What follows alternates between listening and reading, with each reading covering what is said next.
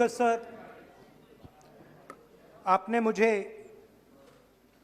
सदन में बोलने का मौका दिया, इसका मैं बहुत बहुत आभारी हूं। धन्यवाद। कल प्रधानमंत्री जी ने अपने भाषण में विपक्ष के बारे में बोला था कि विपक्ष आंदोलन की बात कर रहा है,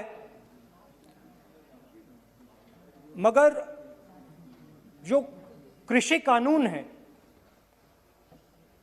उनके कंटेंट के बारे में और उनके इंटेंट के बारे में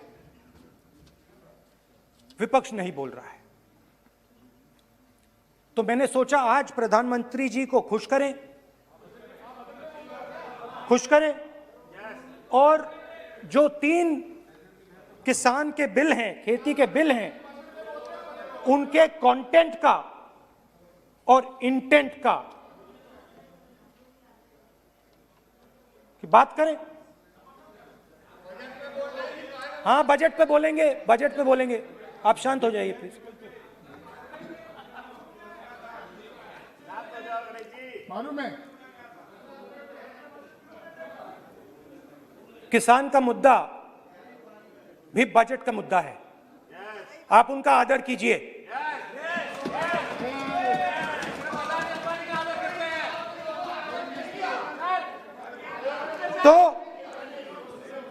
तो बात है कि इन 3 कानूनों का कंटेंट और इंटेंट क्या है। तो पहले कानून का कंटेंट, कोई भी व्यक्ति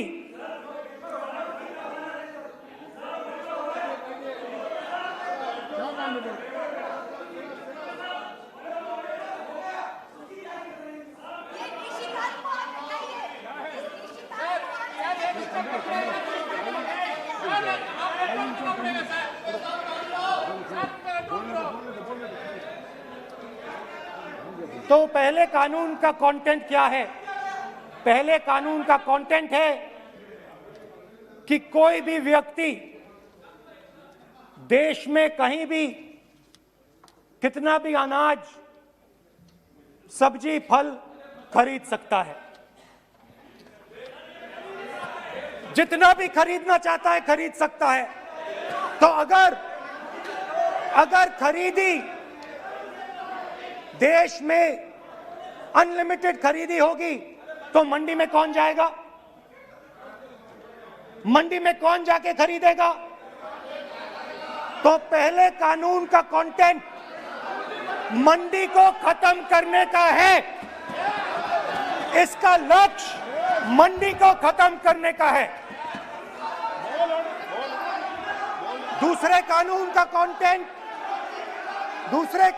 कंटेंट क्या है कि बड़े से बड़े उद्योगपति जितना भी अनाज, जितना भी फल, जितनी भी सब्जी स्टोर करना चाहते हैं वो स्टोर कर सकते हैं, कोई लिमिट नहीं, जितना वो होल्ड करना चाहते हैं कर सकते हैं।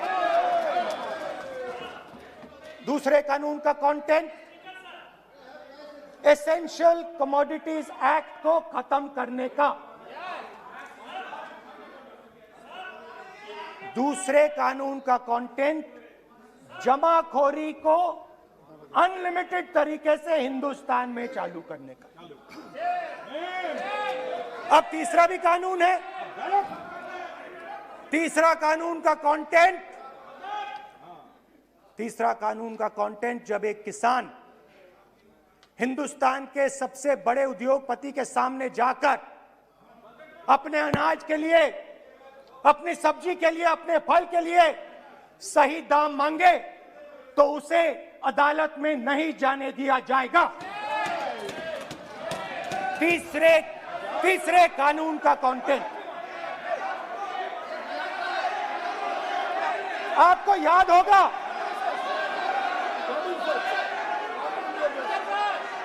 स्पीकर सर,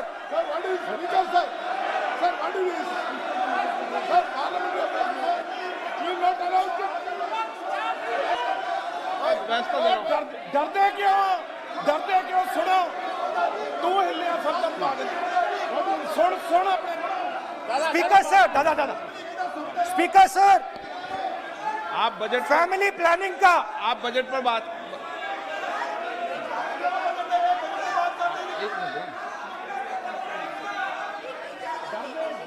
आप सर, सालों पहले फैमिली प्लानिंग का एक नारा था, आपको याद होगा, हम दो हमारे दो। अब मैं इंटेंट की बात करता हूं, कानून के इंटेंट की बात। आज क्या हो रहा है, जैसे कोरोना दूसरे रूप में आता है, वैसे ही ये नारा दूसरे रूप में आया है। आज इस देश को 4 लोग चलाते हैं। आप बजट पर चर्चा कर लें। बजट पे कर रहा हूं सर, बजट पे आ रहा हूं। 4 लोग चलाते हैं, हम दो बता दिया। और हमारे दो।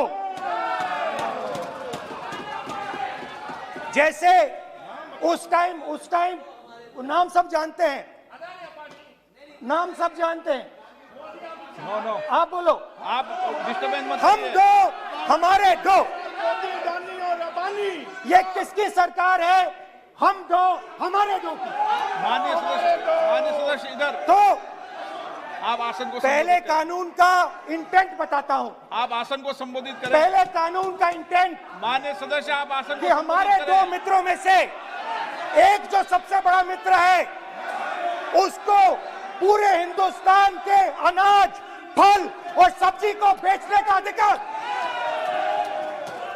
यह है पहले कानून का इंटेंट। नुकसान किसका होगा? नुकसान ठेले वालों का होगा, नुकसान छोटे व्यापारियों का होगा, नुकसान जो लोग मंडी में काम करते हैं, लाखों लोग, उनका होगा।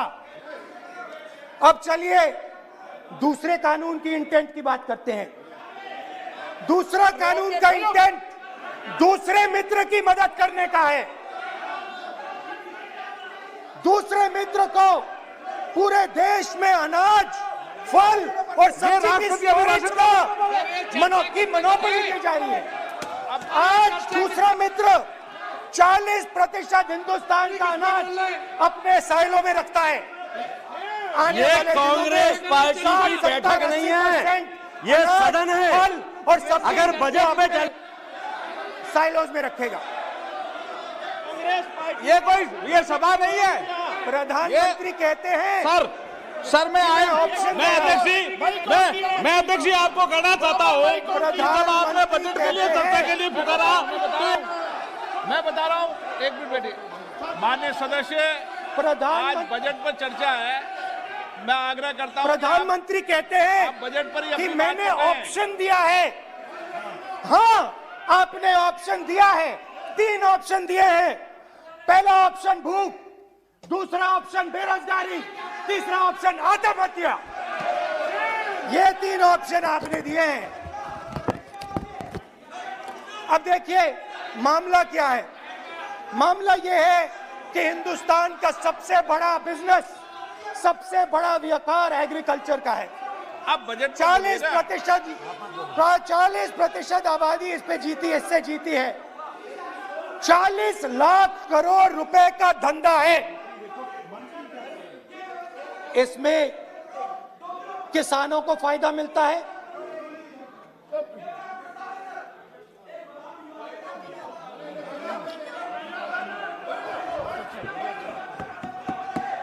तो दूसरे कानून का थोड़ा मैं इंटेंट समझा देता हूं। दूसरे कानून का इंटेंट है, पानी दो, पानी गिर जाएगा, पानी दो। दूसरे कानून का इंटेंट है कि एक व्यक्ति को आप पूरे देश के अनाज की स्टोरिंग की मोनोपोली दे दो, और जब किसान अपने अनाज के लिए सही दाम मांगने जाएगा तो जिसके पास स्टोरेज की मोनोपोली होगी वो मार्केट में अनाज डालेगा और किसान से कम पैसे में खरीद करेगा।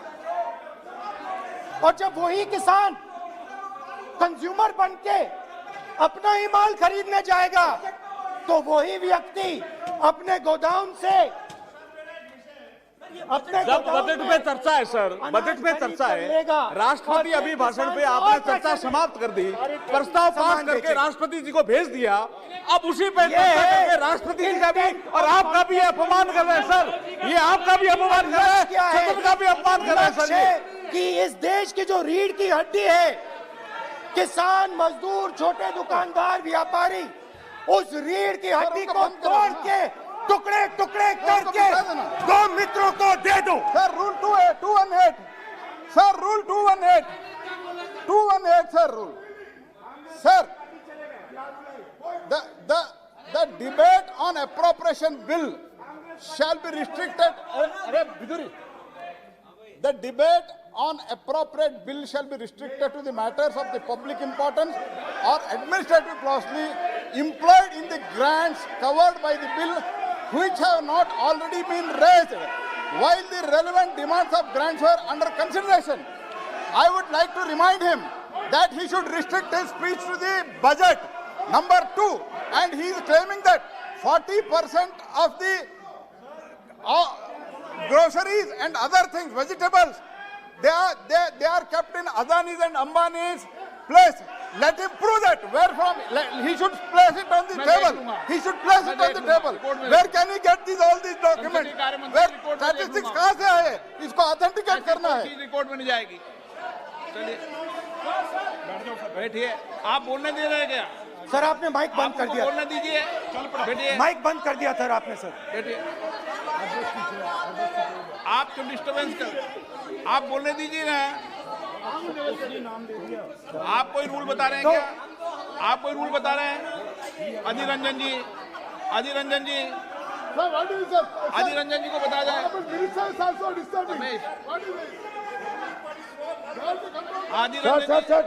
Sir, 2214. Sir, rule 214. Sir, discussion of a general character. Sir, discussion of a general character may be allowed on the motion or any amendment moved thereto, but the details of the grant shall not be discussed further. Then it is necessary to develop the general point. Sir, discussion on general point is allowed. So discussion, it is the discussion on general point. Discussion of general point is allowed in the rule book. Discussion of general point. अच्छा, budget में क्या agriculture मुद्दा नहीं है? Budget में क्या agriculture मुद्दा नहीं है? तो बजट में जब एग्रीकल्चर मुद्दा है तो बजट में क्यों चर्चा नहीं हो सकता एग्रीकल्चर? दादा, My point of order is simple. You listen to this, sir. Please. 349. It says, while the House is sitting, a member, 2, shall not interrupt any member while speaking by disorderly expression or noises or in any other disorderly manner. While Honorable Member Rahul Gandhi is speaking, तब तो disturb कर रहा है,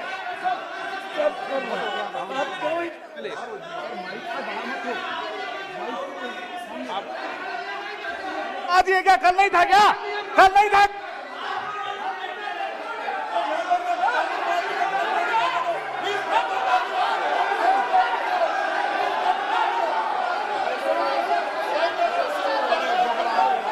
अदानी का नाम खुद ले दिया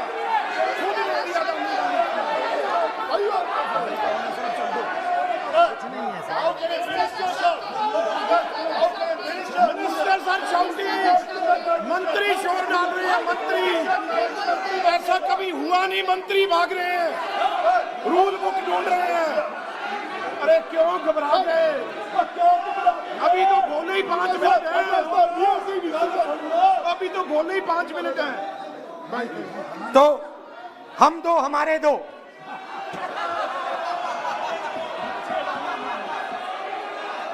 वो आपको याद होगा, वो फोटो होती थी 4, हम दो हमारे दो।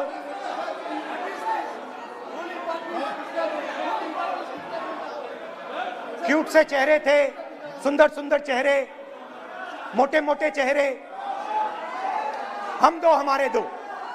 खैर, इससे होगा क्या? जब ये कानून लागू होंगे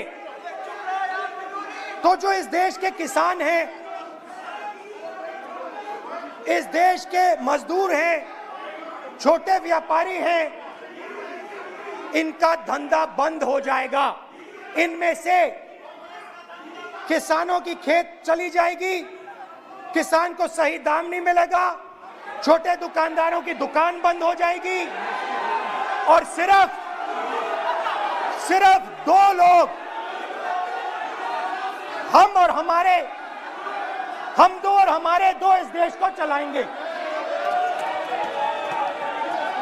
हिंदुस्तान का फूड सिक्योरिटी का सिस्टम है वो नष्ट हो जाएगा और पहली बार सालों बाद एक बार फिर पहली बार हिंदुस्तान के लोगों को भूख से मरना पड़ेगा। रूरल इकोनॉमी नष्ट हो जाएगी और ये देश रोजगार नहीं पैदा कर पाएगा। ये नई चीज नहीं है। ये आप मत सोचिए कि ये नया अटेम्प्ट है, पहला अटेम्प्ट है। ये पहला नहीं है। ये काम प्रधानमंत्री ने हम दो हमारे दो के लिए पहले नोटबंदी में शुरू किया था। पहली चोट नोटबंदी थी। आइडिया किया था गरीबों से, किसानों से, मजदूरों से उनका पैसा लो, बैंक में डालो और हम दो हमारे दो के जेब में डालो। स्मॉल मीडियम सेक्टर को खत्म कर दिया, किसानों को बर्बाद कर दिया। वहां नहीं रुके, फिर गए जीएसटी, गब्बर सिंह टैक्स, 5 अलग अलग टैक्स और फिर से उन्हीं बेचारों पर आक्रमण, उन्हीं किसानों पर, उन्हीं मजदूरों पर, उन्हीं व्यापारियों पर आक्रमण। फिर कोरोना आता है। कोरोना के समय मजदूर चिल्ला चिल्ला के कहते हैं हमें बस का टिकट दे दीजिए, हमें ट्रेन का टिकट दे दीजिए। नहीं नहीं नहीं, तुम्हें नहीं मिलेगा, तुम पैदल घर जाओगे। एक मिनट माननीय सदस्य प्लीज। मगर टैक्स माफ जरूर होगा, माननीय सदस्य जरूर होगा। माननीय सदस्य 5-10 उद्योगपतियों को टैक्स होगा। माननीय सदस्य प्लीज, एक मिनट बैठिए, एक मिनट बैठिए। मैं माननीय सदस्य से भी आग्रह कर रहा हूं, इधर भी आग्रह कर रहा हूं। माननीय सदस्य, आज बजट पर चर्चा है।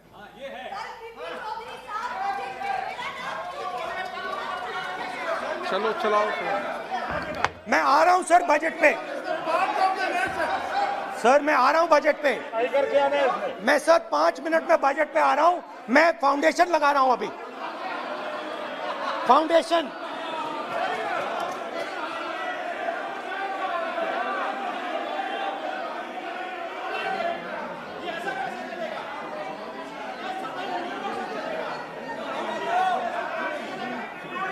तो पहले नोटबंदी, फिर जीएसटी, फिर कोरोना के समय उन्हीं 4, 5, 10 लोगों को पूरा का पूरा कर्जा माफ, 10 लाख करोड़ रुपए जो भी था कर्जा माफ। मगर हुआ क्या? हिंदुस्तान का रोजगार का जो सिस्टम है, जो स्मॉल एंड मीडियम इंडस्ट्री है, वो खत्म हो गई। आज ये देश रोजगार नहीं पैदा कर सकता है, सीधी सी बात। और आज नहीं, कल भी ये देश रोजगार नहीं पैदा कर पाएगा, क्योंकि आपने इस देश की रीढ़ की हड्डी तोड़ दी है।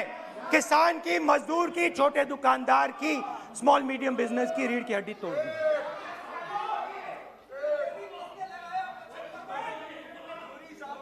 मगर ये मत समझिए कि ये किसानों का आंदोलन है। ये किसानों का आंदोलन नहीं है। आपको बात अभी समझ नहीं आई है। ये देश का आंदोलन है और ये किसान सिर्फ रास्ता दिखा रहा है। किसान अंधेरे में टॉर्च दिखा रहा है और एक आवाज से ये पूरा देश उठने वाला है।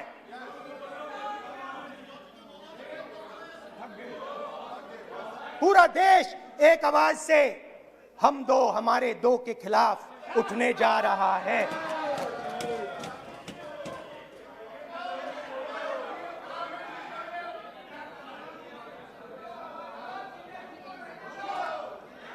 और ये याद रखिए, मैं कह रहा हूं, लिख के ले लीजिए।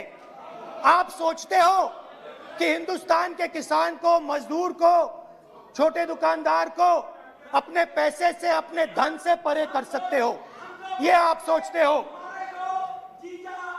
आप ये सोचते हो। आप लिख के ले लो मुझसे, किसान 1 इंच पीछे नहीं हटने वाला है। किसान आपको हटा देगा, मजदूर आपको हटा देगा, छोटा दुकानदार आपको हटा देगा, मगर वो पीछे 1 इंच नहीं हटने वाला। आपको कानून वापस लेना ही पड़ेगा। अब बात करते हैं बजट की।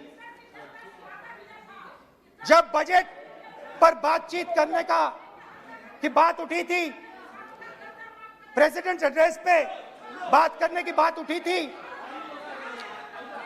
तो हमने कहा था, विपक्ष ने कहा था, हमें किसानों के आदर करने के लिए किसानों के सब्जेक्ट पे अकेला बोलने दीजिए, एक साथ हम सब मिलकर किसानों के मुद्दे पे बोलेंगे। स्पीकर सर ने सरकार से पूछा और सरकार ने कहा नहीं, किसानों के मुद्दे पर चर्चा नहीं होगी, बजट पे होगी और प्रेसिडेंट एड्रेस पे होगी, अलग चर्चा किसान के मुद्दे पे नहीं हो सकती। तो प्रोटेस्ट में मैं कह रहा हूं, मैं बजट पे आज यहां टिप्पणी नहीं करने वाला हूं। मैं आज सिर्फ किसान के मुद्दे पे बोलूंगा और उसके बाद मैं अपना मुंह चुप कर दूंगा। अंत में मैं कहना चाहता हूं कि जो 200 किसान शहीद हुए, उनको इन लोगों ने श्रद्धांजलि नहीं दी।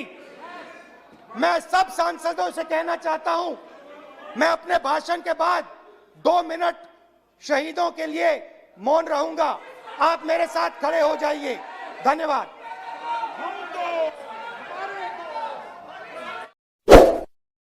हमारी वीडियो पसंद आने पर लाइक, शेयर और सब्सक्राइब करना ना भूलें।